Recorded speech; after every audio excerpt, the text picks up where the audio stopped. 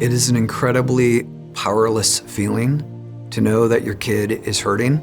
Anxiety and depression. These things are happening at younger ages, and they're happening at a greater prevalence. 1 out of every 4 children have been diagnosed with a mental illness. The rate of suicide has dramatically risen. Whether it's gun violence, whether it's the environment, pressures from grades, bullying, or social pressure, these are the kind of real life things that young people are addressing and grappling with on a daily basis. JFS has been around since 1892, and we have always evolved to address the changing needs in our community. In 2018, JFS convened a task force to really take a look at the needs in the Jewish community.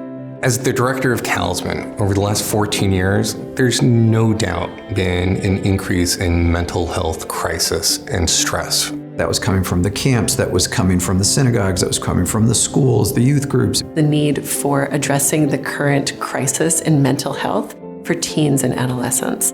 From that work, we began to take a look at, well, what would we need to put in place in order to be able to address this crisis? One of the reasons I was so excited about this teen and young adult initiative is that it is two-pronged. First, we are expanding our child therapist position. We have brought in a wonderful resource with teen and young adults to provide counseling there. We're expanding the partnership that we have with the University of Washington Hillel to have a therapist on site there. Our counselors are ready to do online counseling. Case managers are ready to support you.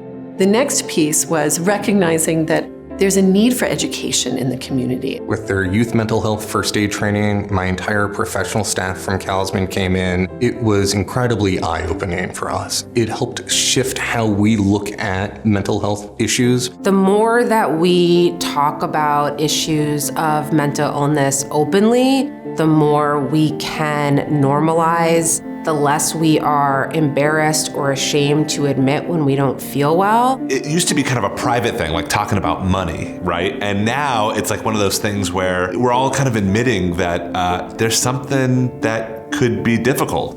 I'm a public-facing person. I'm a chef, and I have people's ears. Anxiety, and specifically mental health in general, is super crucial to me and important to me because I grew up in an amazing house with amazing parents, and then one day, I couldn't breathe. Scariest moment of my life. It really felt like I was having a heart attack. I was 14 years old. Anxiety, depression, and mental health hits pretty hard around that age. And it kind of put me on a journey personally to deal with it. How do we make it okay so that the younger generation grows up in a world where if they're feeling something, they can raise their hand, that they can call someone, that they can go somewhere.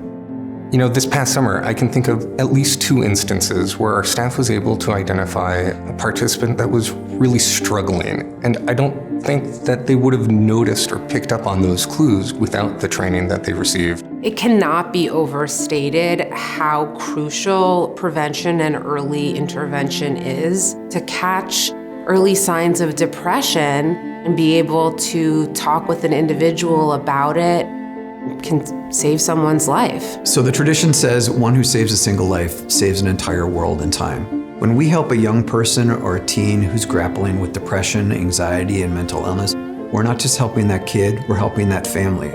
And we're not just helping that family, but we're helping the larger community that that family is a part of. And not only that, but we're also helping future generations. That's what we've always done, and that's what we'll continue to do.